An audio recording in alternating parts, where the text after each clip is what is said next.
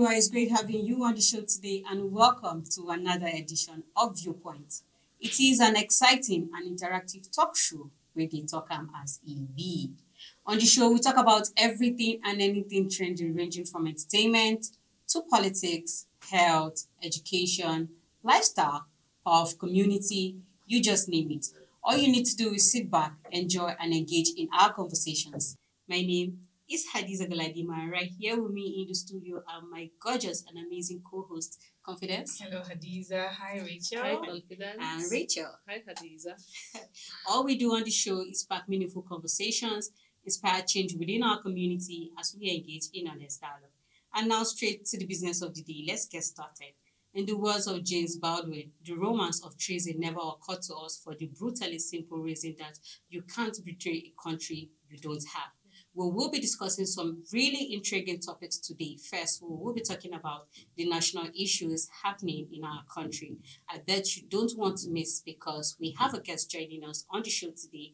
And now on over to our next topic, we will be talking about privacy and secrecy in relationships.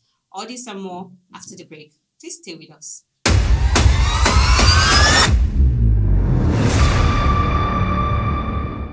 Welcome back and thanks for staying with us. This is Viewpoint, talk show where they talk as EB.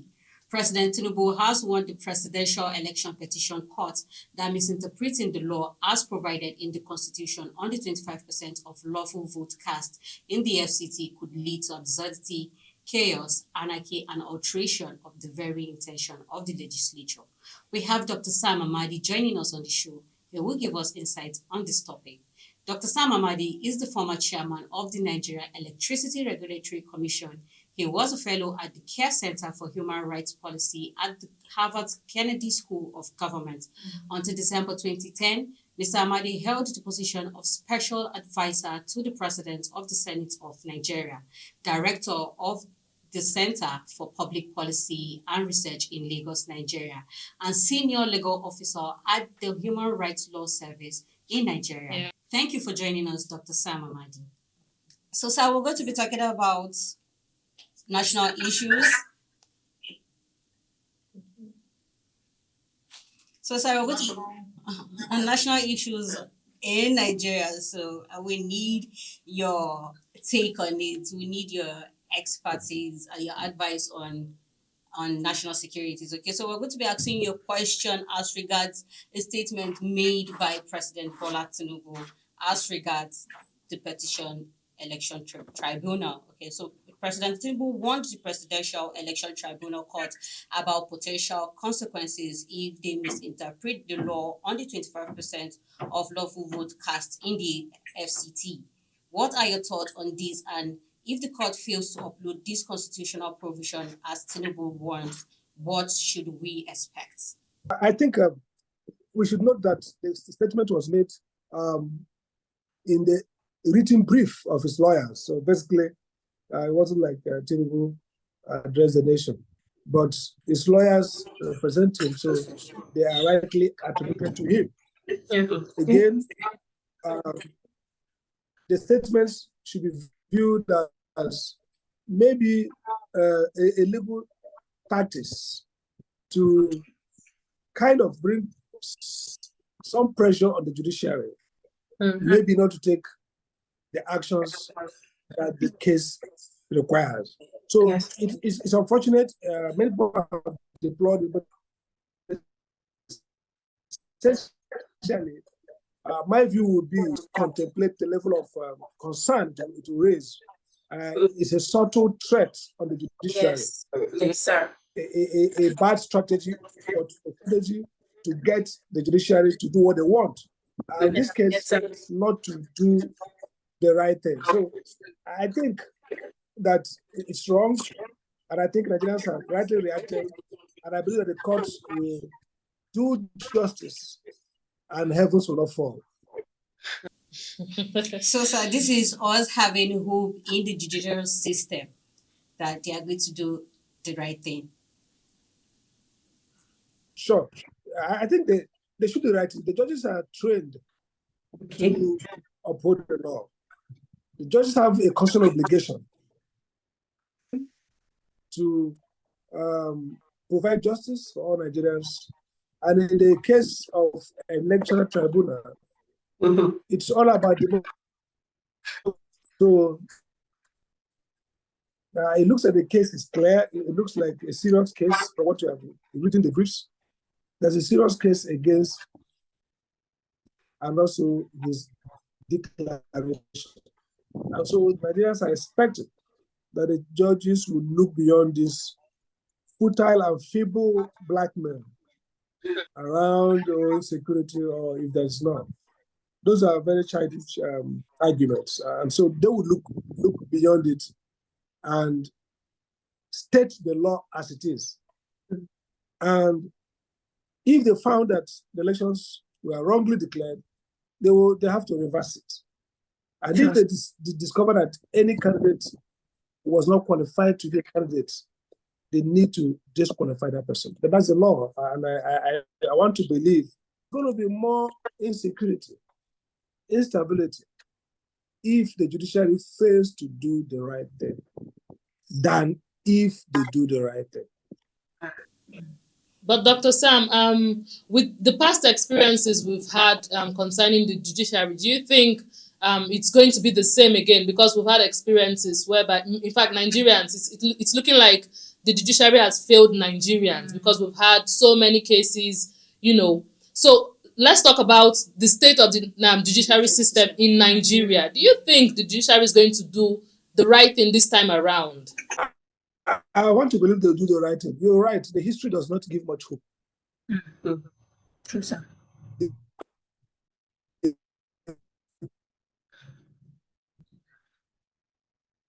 Past, the Nigerians have been following it bumper to bumper, as they say.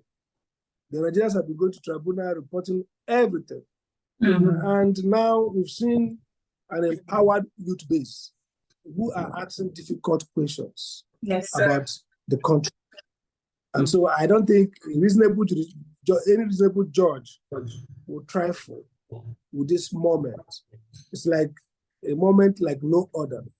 And the country is in a bad shape. We are a divided country. Look at the economic conditions. So what that means is that we can't afford instability. And instability will come when you have illegitimacy.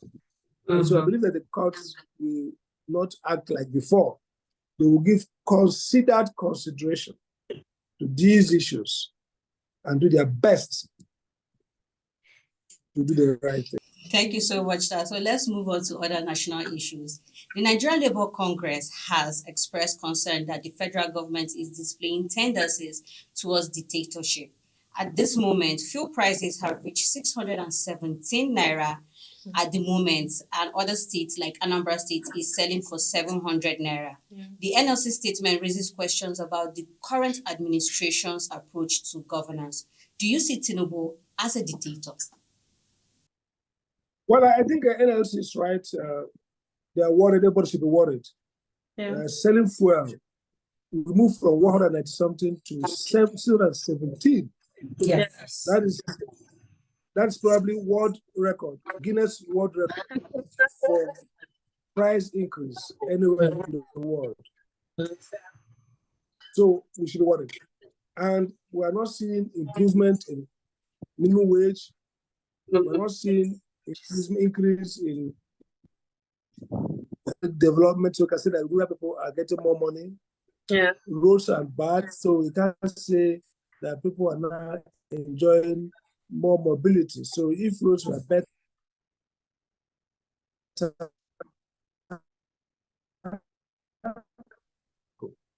so everywhere is tight. And so NLC is correct. It seems that the government is listening to with one ear, listening to private businessmen, gas importers, and not listening with the other ear to workers, market women, the unemployed, and the everyday people. The government need to hear on both ears and balance their actions. So far, their actions have been extreme in one direction, in avoiding fiscal crisis for themselves, but compounded the economic crisis for customers, for households, which will take a revenge on the country in terms of slow economic growth, in terms of social stability, and more poverty. With more poverty, you cannot have reasonable chance of economic growth in a sustainable way. So I think that the government is not going about their job very well. And I think they need to listen to NLC and those who are saying, break it, listen, something's not working. Look at dollar at 800 or something, for $1 to 800 something naira. We're reaching probably $1 for 1,000 naira, about £1 will get to 1.5. And so we are an importer country. It means that this will be extremely difficult for Nigerians. Okay, sir, thank you very much, sir. Still on this fuel hike, the hike in fuel prices, I'd like to ask, experts have argued that the hike in fuel price affects low-income earning citizens, most especially. So what is your view on this, and what measures could the government consider to mitigate the impact on the general populace? Do you think 8,000 naira for 6 months is the way to go? Well, first, fuel subsidy affects everybody. Some people capture more. You know, the rich pay more, but they have the capacity to pay more.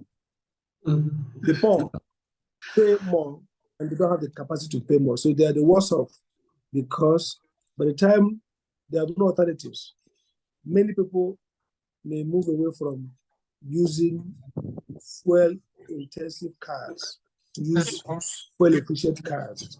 At some point, some big men might migrate to electric cars, but the poor are stuck with whatever is available.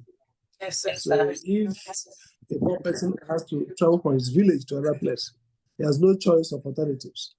So when the rich make policy, they make it as if the poor can exit inefficient mode of existence. The poor cannot make that switch.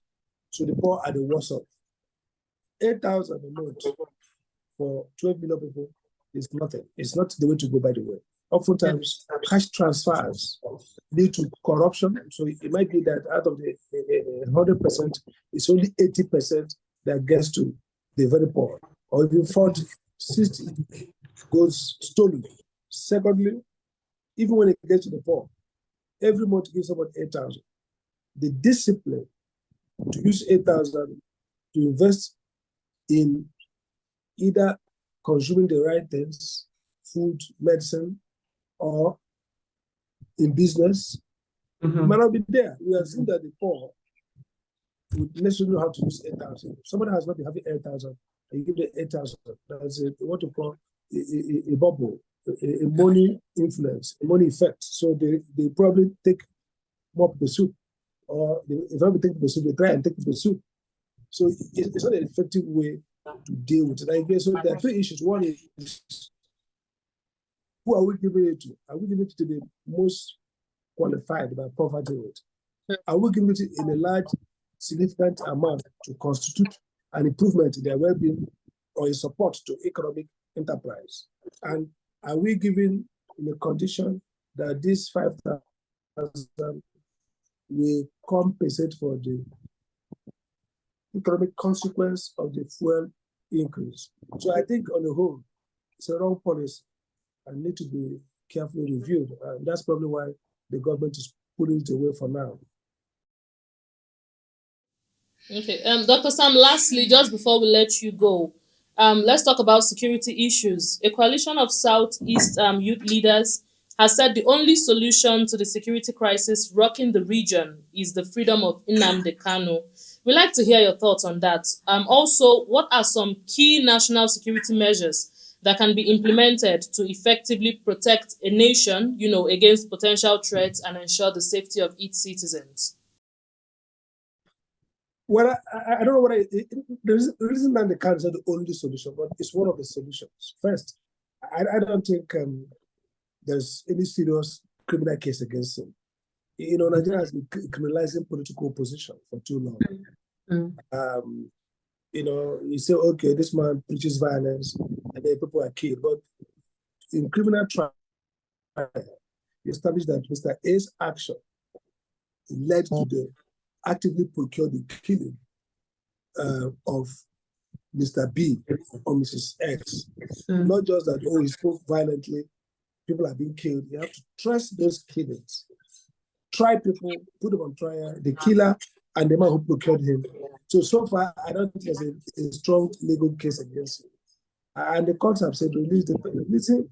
So I think it's important that he should be released. Beyond that, I think redesign our security structure. The idea of centralizing policing is wrong and ineffective.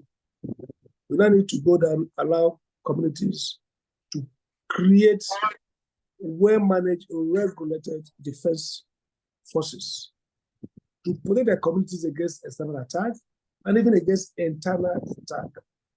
We should now think around how do we ensure that our communities are protected, and the state government should now have more responsibility to get involved in responsibility. They should not outsource all this to federal government. That's why we have a federated constitution should change to enable them to take all measures to protect them.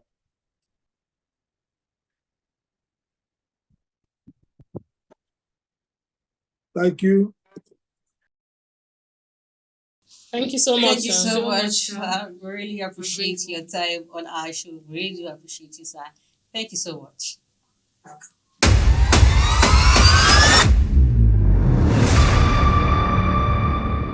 Welcome back and thanks for staying with us. Moving on to our second topic, we will be talking about privacy and secrecy in relationship.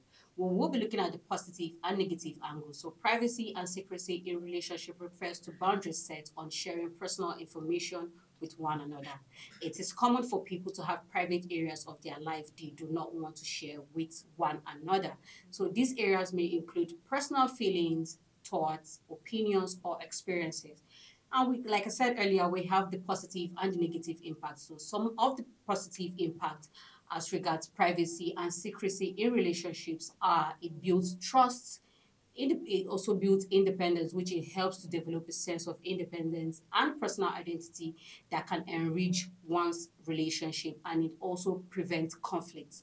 And some of the negative impacts are undermining trust. It also breaks communication and it causes misinterpretation.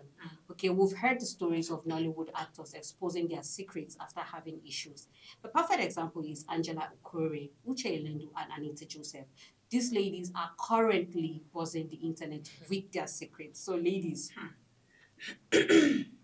Excuse me. confidence. This topic, Yeah. this topic is very interesting. Let me put it like that, because it's the thing that is happening right now. It's happening everywhere. Everywhere. Privacy and secrecy in relationships is so important because it cuts across, every facet of relationship. It doesn't just have to do it doesn't have to do with someone who Partners. is dating partners.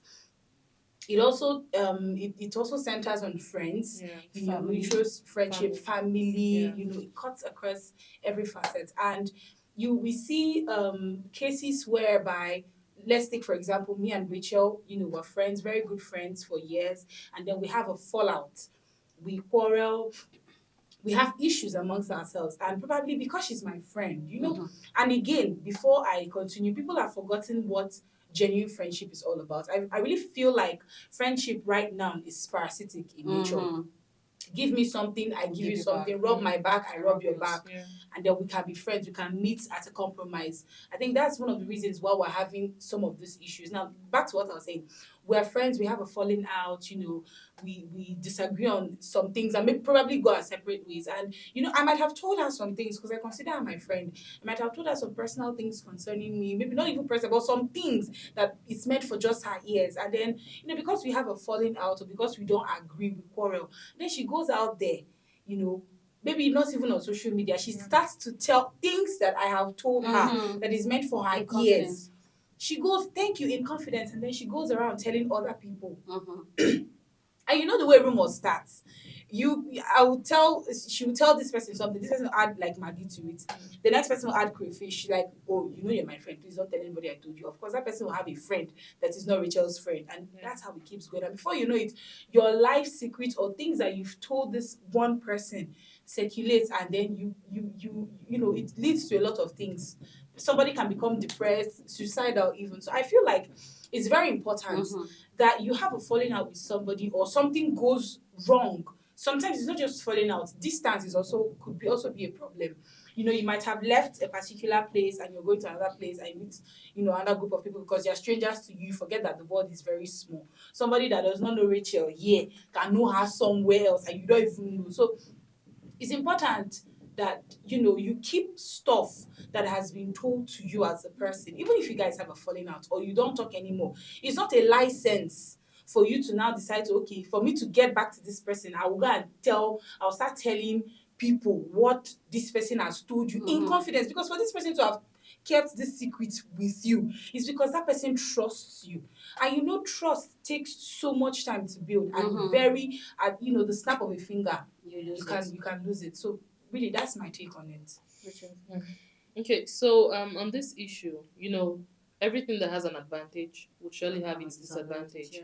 But on this issue, personally, telling someone your secret is because you trust that person so much and because you feel secured around that person. Yeah. You confide in that person and then just open up all your secrets to them. But I think it's high time people start learning that this period that we are in now, this time that we are in now, no one got your back.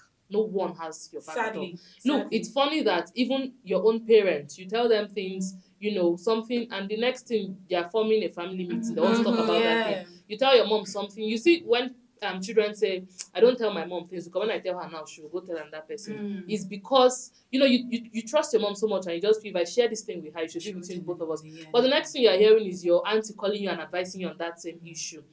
On this whole secret and privacy thing, I just think if you yourself if you have a secret and you cannot keep it to yourself. then you think it's another person that want to keep it. Something happened to me and the thing is in my mind, I can't just keep it to myself. I just really want to share with someone. Do you think it's now that person that will now keep a secret that does not belong to them, that will not keep it? No. So I just feel if you know there is a secret you do not want someone to hear, even in the next 5 years, no matter how you're itching to open up and tell someone, please keep it to yourself. Even though they say, a problem shared is a problem half solved. Look, this period we are in right now, if you know there is something that you do not want another person to hear, you don't want to come and see yourself on social media in the next 2 years, you're everywhere on social media, please keep it to yourself. Because the new trend now is that when something happens, when two best friends have issues, the next thing they start bringing out nasty things about like dirty secrets, and then later this thing that's happening now, it will shock you that in the next month they'll come and reconcile. And then but then the things that are out of social media. There's no how you want to make up for that. There's no how you want to control. There's nothing you can do about it. That secret is already leaked. So if you know there's something you don't want someone to hear, you don't even want your mother to know about, you don't want anyone to know about, keep it to yourself. You will heal. You'll be fine. Take it to God. Take it to God. But there are some people who, no matter what, they will want to speak out because they feel I have a trusted person, and the other person that is taking your gist out will also feel I have another trusted person. Exactly. That's why I said that's how. And that one will also have one trusted person. Yeah. And most of them, the way they will even relate whatever you are telling them in confidence, they will add. Let me share this short story quickly. Yeah. Someone told me this story, I think yesterday. Now, there's this woman who, they say an Okada guy raped her, at night. She came back from work and he raped her in the compound because there was no one there. And then she told her, that is her close friend, her best friend, about it. She told the friend, and then the friend went to tell, I think her tribal person that she trusted, that's her sister. She went to tell that one. That one went to tell another friend. That friend went to tell her husband. And then her husband went to tell another person. And they said that whenever this woman passed, they are looking at her, she's greeting and she's normal. She does not know that all these people already know the story. God. Just imagine that kind of a story, she told someone. So my own take is, if you know that it's, no matter how you feel about it, it's good to open up sometimes. But if you're opening up on something, then don't put your trust on it that this thing will not go out. Once you've told someone, then just know it has already gone out. Or you're ready to take and you're ready to take whatever comes yeah. after it's And, been and, heard and and all something that. else I also want to add, concerning this is please be careful who you put your trust in, because let's we're talking about the negative and the positive, right? There are people that are still good people out there. Mhm. There are people that you're going to tell something. I've had it happen to me. Mhm. I had a classmate, we were friends and we're talking about something, and then I said, okay, who is this person? We're very close like that. We talk. And then he goes, honestly speaking, I can't tell you this. I'm not permitted to. Like, Oh. I got a new level of respect for the guy. I was like, wow, are there still people like this? No matter how close we are as friends, there's a way you have your best friend and another friend that is your best friend will tell you something, and you'll be compelled to tell your best friend because you know your best friend will keep it. Yeah. But this one, I was like, I wasn't probing because I have sense. I was like, tell me now, how I said, I'm not permitted to tell you this because this person told me this thing in confidence and I can't It's tell rare you. to see those kind of people. And honestly, it's such a small issue, but I'm saying it because he could be listening out there. And my level of respect went high. So there are still good people out there. But the thing is, please be careful who you trust. Trust is a very, very brittle thing. Yeah. It takes a long time to trust somebody, to gain trust. And at the snap of a finger, you can spoil it. And you know that when you spoil it, just like this Anita Joseph thing that's going around, they can reconcile, like Rachel said, tomorrow. But the internet never forgets. Even in the next 50 years. Do you understand? So it's really important. If somebody tells you something, or if you're a group of friends and you understand that these people's friendship is strong, and somebody says something in that group, please and please keep it. There is dignity in keeping, no matter, because if I had the boldness to come and tell Hadiza something, it's because I trust Hadiza. It's because there's a place I've kept Hadiza. So I do not expect that Hadiza will go outside and be telling people. But still, while I say that there are good people out there, please be very careful, because even friends are doing things that you ask yourself, even families. And it's so bad because now people are dying inside. Look very well. Know who is your friend, because friendship now is very, very, very overrated. Thank you very much. That's my take on it. And I will agree with confidence with what she said, okay? Whereby she said we should learn to respect each other's privacy and secrecy. For someone to come in confidence to tell you that this is it, learn to keep it, not for you to say, Didi said this to me and it is a secret, so I needed to keep it. Why you go and tell another person that, okay, Didi said it's a secret though, so help me keep it and all that. So please, let's learn to respect each other's privacy, all right? That's it on today's edition of Viewpoint. You already know. Talk show with the talk as EB. All right, we really do appreciate you and your time greatly. Let's do this again, same place and same time. We would love to hear from you. So be a part of our conversations by dropping your opinions on our comment section. And don't forget to follow all our social media handles displayed on your screen for more exciting and captivating episodes of Viewpoint. And also subscribe and turn on the little notification bell on our YouTube channel at Oweleketv. Our website is Oweleketv. Till we come your way again. See you next time.